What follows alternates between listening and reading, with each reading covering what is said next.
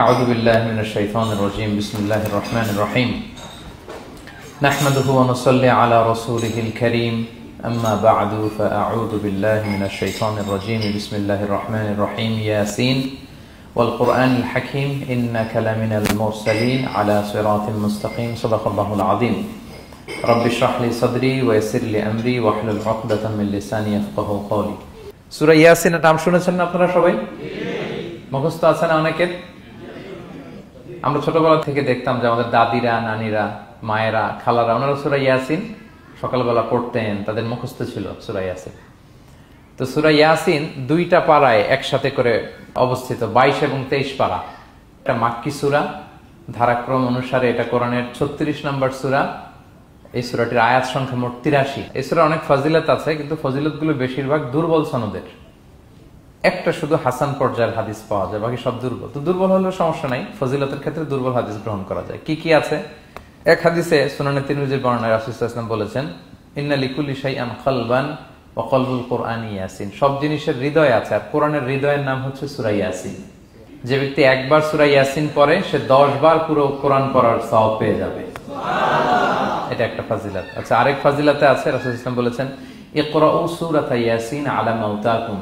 তোমাদের মুমূর্ষদের সামনে বসে সূরা ইয়াসিন পড়ো। মৃত্যু পথযাত্রী এখনই মারা যাবে, অসুস্থ হয়ে পড়ে আছে, তাদের যাতে কষ্ট কম হয়, লাঘব হয়, রাসূল সাল্লাল্লাহু আলাইহি ওয়াসাল্লাম বলেছেন সূরা ইয়াসিন তার সামনে বসে পড়ো। কেন? এটা আমি সামনে বলবো। এগুলো দাঈফ সনদের। হাসান পর্যায়ের একটা মাওকুফ হাদিস আছে, ইবনে আব্বাস রাদিয়াল্লাহু তাআলা আনহু বলতেন যে ব্যক্তি মান ক্বারা ইয়াসিন হিনা ইউসবিহু, সকালবেলা যদি কেউ সূরা ইয়াসিন পড়ে, তাহলে সারা দিনের সব কাজগুলো আল্লাহ তার জন্য সহজ করে দেয়। আবার রাতে যদি কেউ সূরা ইয়াসিন পড়ে, সারা রাতের সব কাজ তার জন্য আল্লাহ তাআলা সহজ করে দেয়।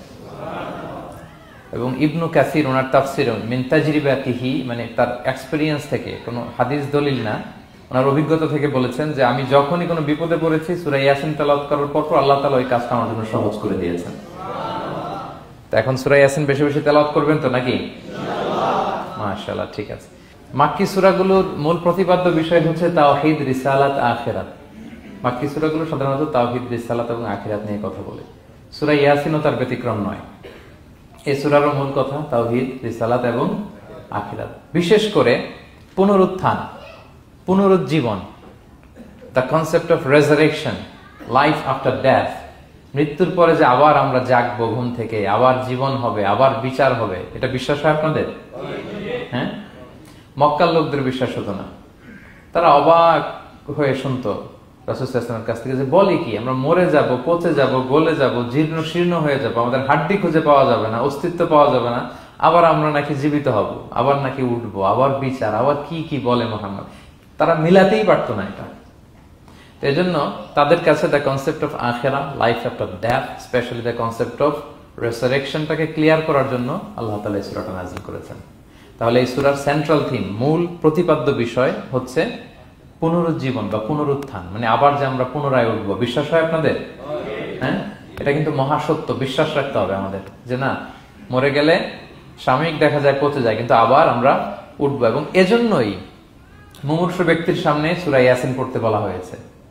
আপনি যখন সূরা ইয়াসিন পড়বেন, তার সামনে কাইন্ড অফ আপনি তাকে বোঝাতে যাচ্ছেন যে আপনি প্রকৃতপক্ষে মারা যাচ্ছেন না, এটা আপনার জীবনের পূর্ণ সমাপ্তি নয়, বরং এটা এই নশ্বর দুনিয়া থেকে আপনার অস্তিত্বের সাময়িক একটা বিদায়। কেউ যে মারা যাচ্ছে, আমার দাদা, আমার বাবা মারা যাচ্ছে, আমরা বিদায় দিচ্ছি, আজীবন হারাই ফেললাম নাকি তারে আমরা? কি সে কি আজীবনের জন্য মিসিং? এটা সাময়িক একটা বিদায়, একটা শর্ট ব্রেক। ওনার অস্তিত্বের এই নশ্বর দুনিয়া থেকে ওনার অস্তিত্বের সাময়িক একটা বিদায়, কিন্তু পরবর্তী দুনিয়ায় তিনি কিন্তু আবার অনন্ত জীবন লাভ করবেন। তার মানে শারীরিক একটা মৃত্যু হচ্ছে, তার রুহের কোনো মৃত্যু নেই, হয় ইল্লিনে নয় সিজ্জিনে। ঠিক কিনা বলেন? আমাদের রুহগুলো কিন্তু মরে না, এটা আল্লাহর অর্ডারে ঢুকেছে, আল্লাহর অর্ডারে বের হয় ইল্লিনে নয় সিজ্জিনে। বিশ্বাসীদের রুহগুলো ইল্লিনে থাকে, আমাদের রুহগুলো যেন সেখানে থাকে, আমরা আল্লাহর কাছে কামনা করি, আমরা পড়ি আমিন। এজন্যই মৃত ব্যক্তিদেরকে আশাব্যঞ্জক করার জন্য এই সূরাটা, এই সূরার মধ্যে যে কথাগুলো বোঝানো হচ্ছে যে আবার আপনি উঠবেন, আবার জীবিত হবেন, আবার আমরা মিলিত হব, বিচারের মুখোমুখি হব, আবার আমরা জান্নাতে একত্রিত হব, আমাদের গেট টুগেদার হবে, আমাদের রিট্রিট হবে। মানে মৃত্যুর মধ্যে আমরা আনন্দ খুঁজে বেড়াই নাকি? হ্যাঁ, মৃত্যু নিয়ে অনেকের কত ভয়, কিন্তু আমরা তো মৃত্যুই একমাত্র ওয়ে যার মধ্য দিয়ে আমরা আমাদের রবের সাথে সাক্ষাতের গেট ওয়ে। এটা আল্লাহর সাথে সাক্ষাতের প্রথম ধাপ হচ্ছে আপনাকে দুনিয়া ছাড়তে হবে, এছাড়া কি আল্লাহর সাক্ষাৎ পাওয়া যাবে? যাবে না। এই জন্য মৃত ব্যক্তির সামনে আল্লাহর হাবিব সাল্লাল্লাহু আলাইহি ওয়াসাল্লাম রাহমাতুল লিল আলামিন মুহাম্মদ রাসূলুল্লাহ সাল্লাল্লাহু আলাইহি ওয়াসাল্লাম তিনি সূরা ইয়াসিন তেলাওয়াত করতে বলেছেন। তাহলে সেন্ট্রাল থিম ক্লিয়ার সবার কাছে না? এবার আসেন কিছু প্রাইম লেসন, কোর লেসন সূরা ইয়াসিন থেকে। আমি সম্ভবত গত বছর আমার ভেরিফাইড ফেসবুক পেজ থেকে আমি 4টা লাইভ সিরিজ করেছি 4 ঘন্টার সূরা ইয়াসিনের উপর। আপনারা শুনবেন এগুলো, খুবই ওয়েল ডকুমেন্টেড ম্যানারে একাডেমিক ওয়েতে আলোচনা করেছি। যাদের সময় আছে শুনবেন এই লাইভগুলো। তো আমি এখন শুধু সার নির্যাসটা প্রাইম লেসন বা কোর লেসন গুলো নিয়ে আসি।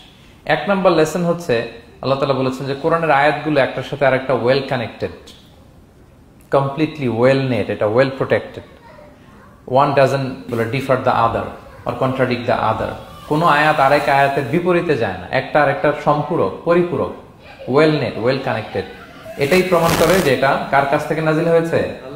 আল্লাহ সুবহানাহু ওয়া তাআলার কাছ থেকে নাজিল হয়েছে। আল্লাহ তাআলা এটাই বলেছেন ইয়াসিন, তারপরে ওয়াল কুরআনিল হাকিম। হাকিম বিমানা মুহকাম, মানে কোরআনের আয়াতগুলো পোক্ত।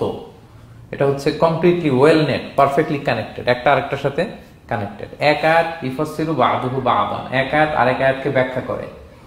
অনেক কথা কোরআনের এক জায়গায় সংক্ষেপে বলা হয়েছে, আরেক জায়গায় বিস্তারিত, এক জায়গায় ছোট করে আরেক জায়গায় বড় করে। কোন আয়াত আরেক আয়াতের সাথে কন্ট্রাডিক্ট করে না। আল্লাহ তাআলা বলছেন আফালা ইয়াতাদাব্বারুনাল কুরআন ওয়ালাউ কানা মিন ইনদি গায়রিল্লাহি লাওয়াজাদু ফীহি ইখতিলাফান কাসীরা। তারা কি কোরআন নিয়ে গবেষণা করবে না? এই কোরআন যদি আল্লাহ ছাড়া অন্য কারো কাছ থেকে নাজিল হতো তাহলে তারা কোরআনের মধ্যে অনেক বিরোধ দেখতে পেত, পরস্পর বিরোধ, অনেক বিরোধ দেখতে পেত। কিন্তু কোরআনের ভেতরে এই পুরো 30 পারায় কোথাও কি এক আয়াতের সাথে আরেক আয়াতের কন্ট্রাডিকশন আছে? কোনো বিরোধ আছে বলেন? না। এটা ওয়েল নেট, ওয়েল কানেক্টেড। অন্য আয়াতে আল্লাহ বলছেন লা ইয়াতিহিল বাতিলু মিন বাইনি ইয়াদাইহি ওয়ালা মিন খালফি। সামনে থেকে পেছন থেকে কোরআনে কোনো বাতিল অনুপ্রবেশ করতে পারে না, কারণ তানজিলুম মিন হাকিমিন হামিদ, এটা প্রজ্ঞাময় প্রশংসিত আল্লাহর পক্ষ থেকে এটা প্রোটেক্টেড একটা কিতাব নাজিল হয়েছে। ফলে এটা কিয়ামত পর্যন্ত প্রোটেক্টেড থাকবে। এক আয়াত আরেক আয়াতের ব্যাখ্যা করে দেয়, এটা হচ্ছে একটা ব্যাখ্যা। আবার আল কুরআনিল হাকিম মানে হচ্ছে বিজ্ঞানময় কোরআন। কোরআনের মধ্যে অনেক বিজ্ঞানের কথাও আছে। শুধু বিজ্ঞান, বিজ্ঞান নিয়ে কি আছে প্রায় 1.5 ঘন্টার লেকচার আছে আমার। Scientific indications of the holy Quran, cosmic symbols, natural phenomena, cosmology, embryology, morphology, blah blah blah, অনেক কিছু। কিভাবে এই পানি উপরে যায়, ওয়াটার সাইকেল, হাইড্রোলজিক্যাল সাইকেল, বৃষ্টি হয়, সূর্য কিভাবে ডুবে ওঠে, চাঁদ, তারপর মহাবিস্ফোরণ, বিগ ব্যাং থেকে শুরু করে মায়ের পেটে বাচ্চার ভ্রূণ কিভাবে ডেভেলপ করে, যত কসমিক সিম্বল আছে কোরআনে, এটা নিয়ে আমার 1.5 ঘন্টার একটা কোরআনের সায়েন্টিফিক ইন্ডিকেশনাল লেকচার আছে। তো সেদিকে আমি যাব না। তো আল কুরআনুল হাকিমের 2টা ব্যাখ্যা হয়। এক হচ্ছে মুহকাম, মানে কোরআনের আয়াতগুলো প্রোটেক্টেড, কানেক্টেড। আরেকটা হচ্ছে কোরআনের আয়াতগুলো বিজ্ঞানসম্মত, বিজ্ঞানের সাথেও কন্ট্রাডিকশন করে না। কিছু যদি অমিল থাকে বিজ্ঞানের অপেক্ষা করা উচিত। বিজ্ঞান সামনে আরো শিখবে, আরো জানবে, আরো ডেভেলপ হবে, তখন বারবার বিজ্ঞানের মাথা কোরআনের দিকে নিচু হয়ে আসবে। ঠিক কিনা বলেন? যত দিন যায় সহজ হয় কোরআন বোঝা আমাদের জন্য। বিজ্ঞানের আবিষ্কারের কারণে কোরআন বোঝা সহজ হয় এবং মিলে যাচ্ছে সবকিছু। তাহলে এটা হচ্ছে 1 নম্বর লেসন সূরা ইয়াসিন থেকে, যে কোরআনের সব ভার্সেস গুলা আর পারফেক্টলি কানেক্টেড, ইন্টারকানেক্টেড। 1 নম্বর। 2 নম্বর হচ্ছে সূরা ইয়াসিনের 10 নম্বর আয়াতে আল্লাহ তাআলা বলেছেন ওয়াসাওয়াউন আলাইহিম আনযারতাহুম আম লাম তুনজিরহুম লা ইউমিনুন। হে নবী, আপনি তাদেরকে ওয়ার্নিং দেন আর না দেন সমান সমান, কাজ হবে না। এর কারণ হচ্ছে জেনে বুঝে যদি কেউ সত্যকে প্রত্যাখ্যান করে তার অন্তরে আল্লাহ মোহর মেরে দেন। জেনে বুঝে সত্যকে প্রত্যাখ্যান করলে, আমি বুঝি নাই, আমি শুনি নাই, আমি জানি নাই, এটা আল্লাহ মাফ করবে। আমি কনভিন্স হই না, এই জন্য মানতেছি না, কিন্তু আমি জানি এটা সত্য, এরপরেও যদি সত্যটা গ্রহণ না করি তাহলে কার মুক্তি আছে বলেন তো? না, তাহলে মুক্তি নেই। এজন্য যারা সত্যান্বেষী তাদেরকে আল্লাহ পছন্দ করেন। ভুল করে না এরকম কোন মানুষ নাই পৃথিবীতে। সবাই আমরা ভুল করি, সবার ভুল হয়, এটাতে কোনো অসুবিধা নেই। কিন্তু জেনে আমি সত্যকে মানবো না, এটা আল্লাহ কখনো মেনে নেয় না। অন্য আয়াতে সূরা বাকারা আল্লাহ বলছেন খতামাল্লাহু আলা কুলুবিহিম ওয়া আলা সামঈহিম ওয়া আলা আবসারিহিম গিশাওয়া ওয়া লাহুম আযাবুন আযীম। যারা জেনে বুঝে সত্যকে মানে না, নেগলেক্ট করে, তাদের অন্তরে আল্লাহ সিল গালা মেরে দিয়েছেন, কর্ণকুহরে ছিপি ঢুকিয়ে দিয়েছেন, চোখের সামনে পর্দা, আর কিছু দেখে না। কারণ ওরা সত্যটা মানতে চায়, নিয়তি করে ফেলছে যে আমি মানবো না। কেউ যদি নিয়ত করে ফেলে যে আমি বুঝবো না, যত বুঝাক তারা বোঝানো যাবে। আমরা বাংলা একটা কথা বলি না যে ঘুমিয়ে থাকলে তাকে জাগানো সহজ, কিন্তু ঘুমের ভান ধরে আছে, ওরা তো ধাক্কা মারতেছি, টানতেছি, ওকে উঠবে ঘুম থেকে না। এটার উদাহরণ দেখেন আবু জাহেল আর ওমরে ফারুক রাদিয়াল্লাহু তাআলা আনহু, দুইজনই ইসলামের শত্রু ছিল, ইসলাম বিরোধী ছিল, কিন্তু ওমরে ফারুক রাদিয়াল্লাহু তাআলা আনহু ছিলেন সত্যান্বেষী, সত্য শুনলেই মানতেন। কিন্তু আবু জাহেল ছিল তার বিপরীত, সে ছিল গোড়া, অহংকারী, ইগোইস্টিক সমস্যা ছিল তার। সে জানতো যে আল্লাহর হাবিব সাল্লাল্লাহু আলাইহি ওয়াসাল্লাম আল্লাহর পক্ষ থেকে নাজিল হওয়া আসা একজন রাসূল, কোরআন আল্লাহর পক্ষ থেকে নাজিল হওয়া একটা কিতাব, জানার পরেও সে মানে নাই, ফলে তার নসিবে হেদায়েত জোটে নাই। কিন্তু ওমর ফারুক রাদিয়াল্লাহু তাআলা আনহু কিছুদিন পরেই উনি শাহাদা পড়ে ফেলছেন, এবং রাসূল সাল্লাল্লাহু আলাইহি ওয়াসাল্লাম দোয়া করেছিলেন যে আল্লাহ আল্লাহুম্মা আইজ্জাল ইসলাম বি আহাব্বি হাযাইনি রাজুলাইনি ইনদাক, আল্লাহ দুজন লোকের যাকে তোমার ভাল লাগে তাদের একজনকে ইসলামের ছায়া তলে এনে তুমি ইসলামটাকে শক্তিশালী করো। একজন হচ্ছে আবু জাহাল, আরেকজন হচ্ছে ওমর। আল্লাহ তাআলা কার জন্য দোয়াটা কবুল করেছেন বলেন তো? ওমর ফারুকের জন্য, কারণ ওনার হৃদয়টা সাদা ছিল, সাদা মনের মানুষ, কলবে সালিম, সত্য যেখানে ওইটাই উনি গ্রহণ করতেন, সত্যের সামনে দুর্বল ছিলেন। আর আবু জাহেল জেনে বুঝে সত্যকে প্রত্যাখ্যান করেছেন।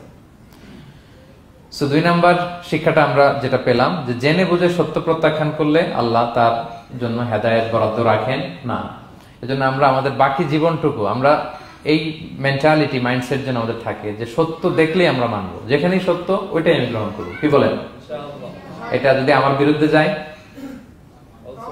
আমার দলের বিরুদ্ধে গেলে, বাবার বিরুদ্ধে গেলে, মানতেই হবে আমাকে। সত্য যেখানে আছে ওখানেই আমাদেরকে ছুটে যেতে হবে।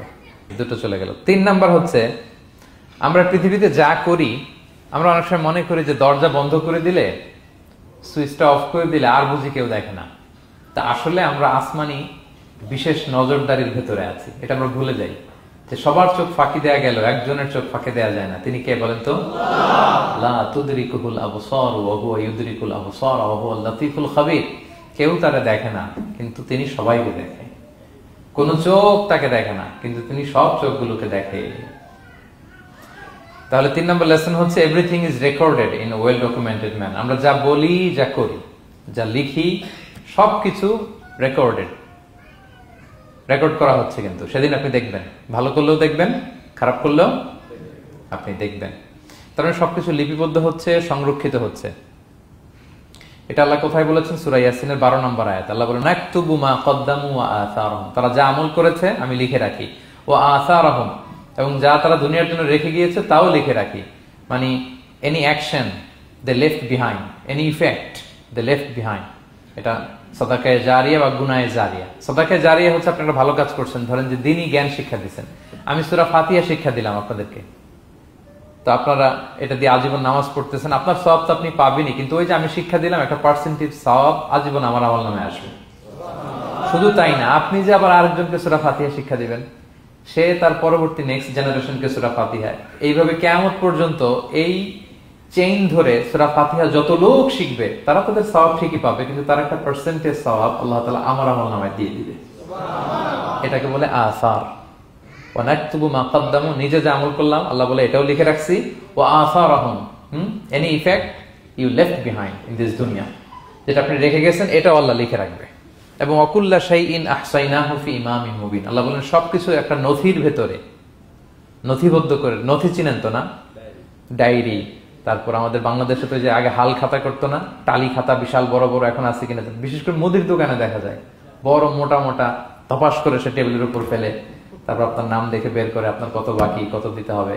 এই যে টালি খাতা, এই নথি করে রাখছে আল্লাহ তাআলা আমাদের সবকিছু যা করলাম, যেটার ইফেক্ট দুনিয়াতে আমি রেখে গেলাম। এবং অন্য আয়াতে আল্লাহ তাআলা বলছেন, মা ইয়ালফিযু মিন কাওলিন ইল্লা লাদাইহি রাকীবুন আতীদ, আমি মুখ দিয়ে যা উচ্চারণ করি সব আল্লাহ তাআলা একজন পর্যবেক্ষক ফেরেশতার মাধ্যমে তুলে রাখেন, সব আপনি দেখতে পাবেন। শুধু তাই না, এখানে একটা স্পেশাল লকেট রেখেছেন আল্লাহ। আল্লাহ বলেন, ওয়াকুল্লা ইনসানিন আলজামনাহু তায়রাহু ফি উনুকিহি ওয়া নুখরিজু লাহু ইয়াওমাল কিয়ামাতি কিতাবান ইয়ালকাহু মানশুরা। প্রত্যেকের গ্রীবালগ্নে আমি একটা স্পেশাল সিম কার্ডের মতো রেখেছি, যা বলো এখানে রেকর্ড হয়ে আছে, কিয়ামতের দিন আমি সব বের করে দিব। তাহলে পালানোর জায়গা আছে? That means we are under surveillance, 24/7 আল্লাহ তাআলা মনিটর করছেন। এবং এই বিশেষ আসমানি নজরদারি থেকে আমরা কেউই মুক্ত না। তাইলে লাইট বন্ধ করে দিলেন, দরজা আটকায় দিলেন, কেউ দেখে না, না? কেউ যেটা দেখে না সেটা দেখেন কে? আচ্ছা, তিনটা জেনে গেলেন। 4 নম্বরে হচ্ছে পৃথিবীতে সব নবীরা এক মিশন এবং ভিশন নিয়ে এসেছে। সব নবীরা লা ইলাহার দাওয়াত দিয়েছে, তাই না? এক আল্লাহর দাওয়াত দিয়েছে। আচ্ছা, কখন কি এমন হয়েছে কোন নবী এসে বলছে যে আল্লাহ একজন, আবার আরেক নবী এসে বলছে না আল্লাহ 2-3 জন হইতে পারে? হ্যাঁ, বলছে? কোন নবী এসে বলেছে মৃত্যুর পর এক জীবন আছে, হিসেব দিতে হবে, পাই টু পাই হিসেব হবে? আরেকজন বলছে না, এরকম নাও থাকতে পারে। এরকম এক নবী এক কথা, আরেক নবী আরেক কথা হয়েছে? এগুলো নবীদের মধ্যে হয়, কবিদের মধ্যে হয়। এক কবি এক কথা বলে, আরেক কবি, এক দার্শনিক এক কথা বলে, আরেক দার্শনিক আরেক কথা, এক রাজনীতিবিদ এক কথা, আরেক রাজনীতিবিদ আরেক। এদের মধ্যে ধাক্কাধাক্কি হয়, কিন্তু নবীদের মধ্যে কথার মধ্যে এগুলো আছে? কারণ তারা মন গড়া কথা বলে না। ওমা ইয়ানতিকু আনিল হাওয়া ইন হুয়া ইল্লা ওয়াহিয়ুন ইউহা। তাদের কথা আসে একটা হেডকোয়ার্টার থেকে। হেডকোয়ার্টারটা কার? আসমানি রেভেলেশনের বেসিসে ওনারা কথা বলেন। মন গড়া কোন নবী কোনো কথা বলেন না।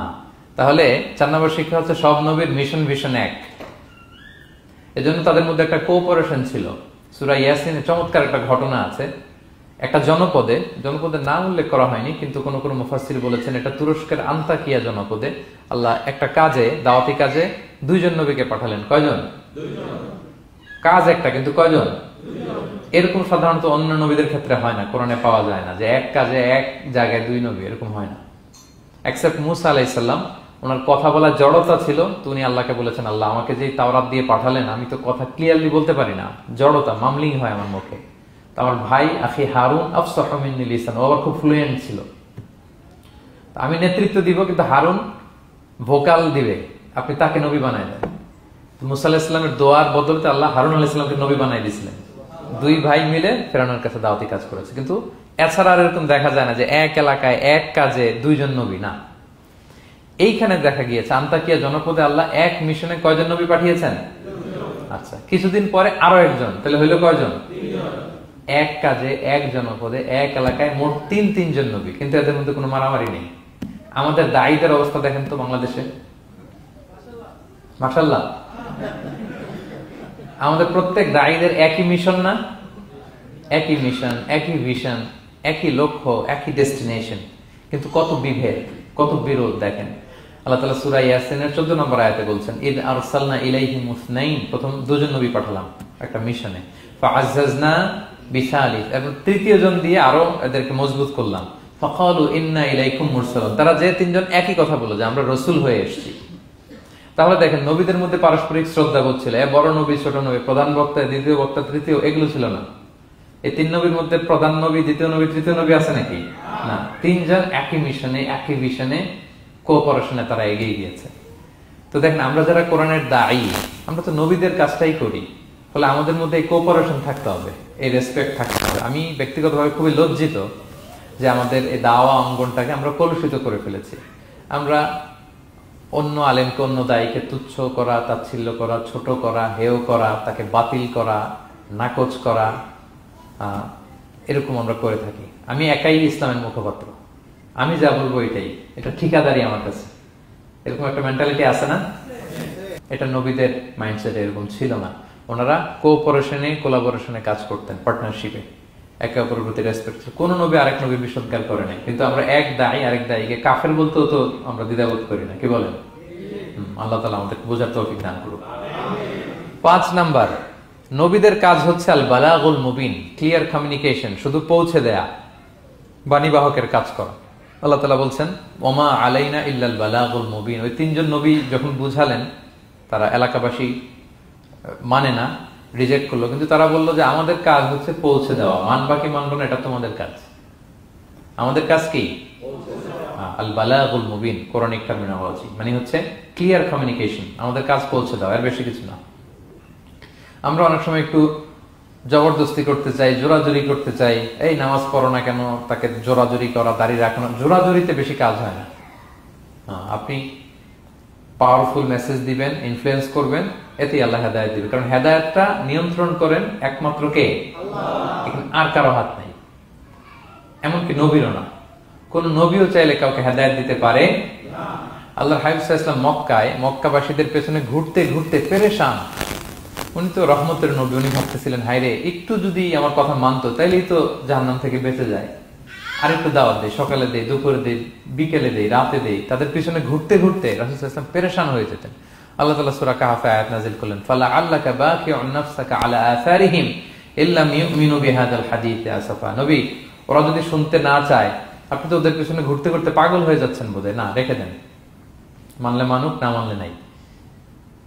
হেদায়েত দেওয়ার মালিক হচ্ছে আমি। ফাযাক্কির ইন্নামা আনতা মুযাক্কির, আপনি শুধু স্মরণ করিয়ে দেন, উপদেশ দেন। লাস্তা আলাইহিম বিমুসাইতির, আপনি বল প্রয়োগ করতে আসেন, আপনাকে দারোগা বানাই পাঠাইনি আমি, আপনি শুধু পৌঁছে দিবেন। এমনকি রাসূল সাল্লাল্লাহু আলাইহি ওয়াসাল্লাম ওনার চাচা আবু তালেবের হেদায়েতের জন্য অনেক ট্রাই করেছেন, কিন্তু হেদায়েত নসিব হয়েছে বলেন? কারণ ইন্নাকা লা তাহদি মান আহবাবতা ওয়ালাকিন্নাল্লাহ ইয়াহদি মান ইয়াশা। নবী, আপনি যাকে চান তাকে হেদায়েত দিতে পারবেন না। তাহলে আমাদের যারা দাঈ, আমাদের কাজ কি? পৌঁছে দেওয়া। বলেন তো, কাজ কি? নাকি বল প্রয়োগ করা, জোরাজোরি করা? মাশাআল্লাহ। 7 নাম্বার লেসন হচ্ছে, এই পৃথিবীর সবকিছু আইন মানে কার? বলেন তো, আল্লাহর। ইচ্ছায় অনিচ্ছায় সবকিছু আল্লাহর আইন মানে, আমরা ছাড়া শুধু। আকাশ, জমিন, বাতাস, বৃষ্টি, মেঘমালা, পাহাড়, সাগর, নদী, সূর্য, চন্দ্র, সব আইন মানে কার?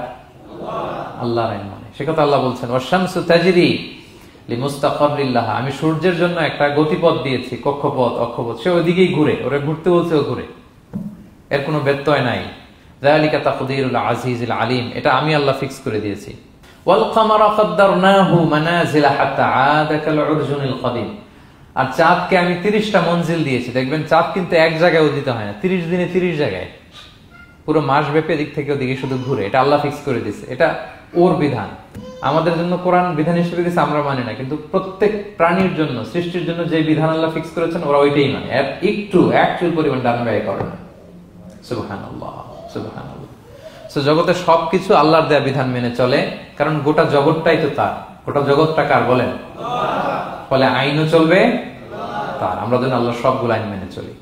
8 নাম্বার হচ্ছে, এই যে আমরা জান্নাতের কথা শুনি, কিয়ামতের কথা শুনি, আখিরাতের কথা শুনি, একদিন আমরা এটা চাক্ষুষ দেখতে পাবো, তখন আমাদের এই বিশ্বাসটা আরো প্রগাঢ় হবে। মৃত্যুর পরে যে আমাদের লম্বা ঘুম, এই আমাদের নিদ্রা ভঙ্গ যেদিন হবে, সেদিন আমরা সব দেখতে পাবো, চাক্ষুষ কিয়ামতের সবকিছু।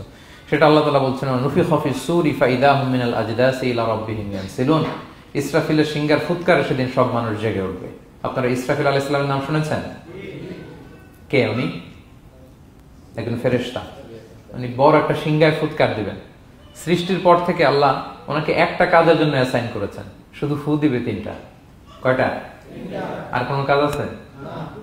দ্যাটস ইট, দ্যাটস ইট, শুধু 3টা ফু দিবে 3 বারে। ঠিক যে মুহূর্তে আপনারা এখন কথা শুনছেন, এই মুহূর্তে উনি ওই ট্রাম্পিট সিংহা নিয়ে আরশের দিকে তাকায় আছে, কখন আল্লাহর আদেশ আসে, 1 সেকেন্ডও যেন দেরি না, চোখের পলক যাতে দেরি না হয়ে যায়, তাকিয়ে আছেন উনি। ফুৎকার দিবে তো কবর থেকে মানুষগুলো উঠবে। মিনহা খালাকনাকুম ওয়া ফিহা নুঈদুকুম ওয়া মিনহা নুখরিজুকুম তারাতান উখরা, এই কথাই আল্লাহ এই সূরাতে বলেছেন। তো মানুষ যখন উঠবে, কারো ঘুম হবে 50 বছর, কারো 500 বছর, কারো 5000 বছর, কারো 5 লক্ষ বছর। পৃথিবীতে প্রথম নিহত হয়েছে কে জানেন? হাবিল, আদম আলাইহিস সালামের ছেলে হাবিল পৃথিবীর প্রথম মারা গেছে। সে, তার ঘুমটা কত লম্বা বলেন তো? সে কত হাজার বছর, লক্ষ বছর বেচারা ঘুমাচ্ছে, হ্যাঁ, তার কবরে। তো এই সব সিংহার ফুৎকারে সব কবর থেকে উঠবে। ক্বালু ইয়া ওয়াইলানা মান বাআসানা মিন মারকাদিনা হাযা, কি রে, কে ভাঙালো এই লম্বা ঘুমটা? সবাই তো ঘুমাচ্ছিলাম। হাযা মা ওয়া'দার রহমান, ফেরেশতারা বলবে এইটাই সেই দিন যেটা বিশ্বাস করো না এই দুনিয়াতে। ওয়াজ নসিহত হইলে তো তোমরা মানতা না, বলতা এগুলো কিছু নাই। আজকে সেই দিন। সাদাকাল মুরসালুন, রাসূলরা সত্যই বলেছেন। ওই দিন মানুষ চাক্ষুষ কিয়ামতকে অবলোকন করবে।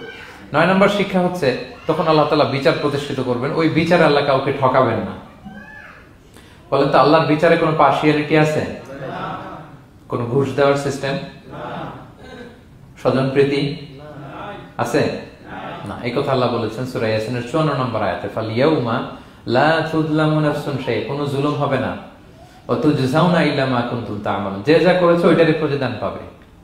এমন না যে আপনি করছিলেন খুব ভালো কিন্তু আপনি পান নাই, এটা হবে না। যার যে রিওয়ার্ড পাওয়ার কথা ওইটাই পাবেন, কারণ আল্লাহ জুলুম করেন না। ওমা আনা বিযাল্লামিন লিল আবিদ, আল্লাহ বলে আমি আমার বান্দার প্রতি বিন্দু পরিমাণ জুলুম করি না।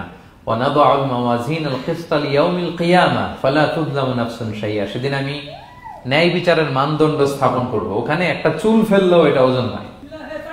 ফামান ইয়ামাল মিসকালা যাররাতিন খায়রান ইয়ারা ওয়া মান ইয়ামাল মিসকালা যাররাতিন শাররান ইয়ারা, অনুপরিমাণ ভালো করলে ভালো পাবেন। এই যে সে লিল্লাহি তাকবীর বলছে, সওয়াব হইছে না? সে ওই দিন আমলনামায় দেখবে কি রে অমুক এক মাহফিলের মধ্যে আমি লিল্লাহি তাকবীর বলছিলাম, এইটার এতগুলা সওয়াব। তারপরে এই যে আপনারা আল্লাহু আকবার বলছেন, এতে সওয়াব হইছে না? এরকম ছোট্ট ছোট্ট প্রতি মুহূর্তে একজন রাস্তা চেনে না, রাস্তা দেখাই দিলেন, একজন একটা ভালো উপদেশ দিলেন।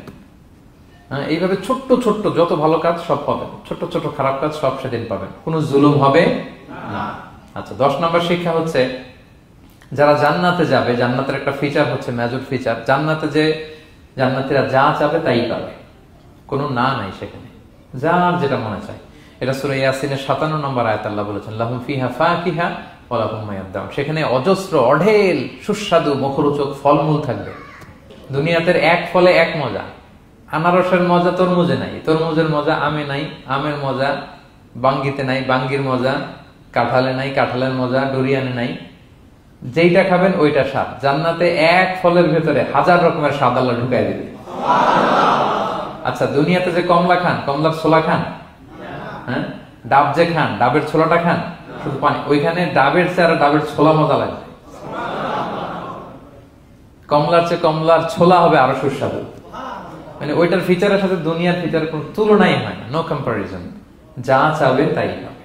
ইয়াসিনের 11 নম্বর শিক্ষা হচ্ছে সেদিন নিজের হাত পা নিজের বিরুদ্ধে সাক্ষী দিবে যারা জাহান্নামে যাবে, কারণ জাহান্নামীরা বলবে না আল্লাহ করি নাই, তোমার ফেরেশতারা ভুলে লিখছে, আল্লাহ আরেকজনের আমলনামা আমার দিয়ে দিছে, এই অনেক ধরনের অজুহাত। তখন আল্লাহ তাআলা তার মুখটাকে সিলগালা করে দিবেন, ফালইয়াউমা নাখতিমু আলা আফওয়াহিহিম ওয়া তুকাল্লিমুনা আইদিহিম ওয়া তাশহাদু আরজুলুহুম বিমা কানু ইয়াকসিবুন। আল্লাহ বলে তোমার মুখ আমি সিলগালা করে দিলাম, হাত কথা বলবে, তখন পা সাক্ষী দিবে কোথায় যে পাপটা করছেন। আপনি অবাক হন, কি রে এই হাতে তো কত আংটি পরলাম, এরপর কত লোশন মাখলাম, হ্যাঁ, কত সুন্দর বডি ওয়াশ দিয়ে হাতটাকে ক্লিন রাখলাম, তারপর হাতের মধ্যে গ্লাভস পরলাম, হাত পা কত যত্ন আমি নিলাম, এই হাত পা আমার বিরুদ্ধে কথা বলে রাগে মানুষ বলবে ওয়াকালু লিজুলুদিহিম লিমা শাহিদতুম আলাইনা, কি রে আমার বিরুদ্ধে কথা বলিস কেন? তো হাত পা বলবে ক্বালু আনতাকানাল্লাহ আল্লাযী আনতাকা কুল্লা শাই, ওই আল্লাহ আজকে আমাকে কথা বলার সুযোগ দিয়েছে, যে আল্লাহ চাইলে যে কাউকে যে কোনো সৃষ্টিকে কথা বলার সুযোগ দিয়ে থাকে। পাথরকে আল্লাহ জবান দিতে পারেন, দিয়েছেন। রাসূল সাল্লাল্লাহু আলাইহি ওয়াসাল্লাম মক্কার শিয়াবের মধ্য দিয়ে যখন হাঁটতেন, অনেক পাথর রাসূল সাল্লাল্লাহু আলাইহি ওয়াসাল্লামকে সালাম দিয়ে বলেছেন, আসসালামু আলাইকা ইয়া নবী আল্লাহ, হে আল্লাহর নবী আপনাকে সালাম। কে দিয়েছে সালাম? পাথর। মরা খেজুর গাছ কেঁদে উঠেছে নবীর জন্য, তার মানে এগুলোর ভিতরে প্রাণের সঞ্চার করেছেন কে? আল্লাহ। সেদিন হাতের ভেতরে আল্লাহ তাআলা কথার শক্তি দিবেন, আপনার হাত আপনার বিরুদ্ধে, পা বিরুদ্ধে, আপনার বডি আপনার বিরুদ্ধে সাক্ষী দিবে।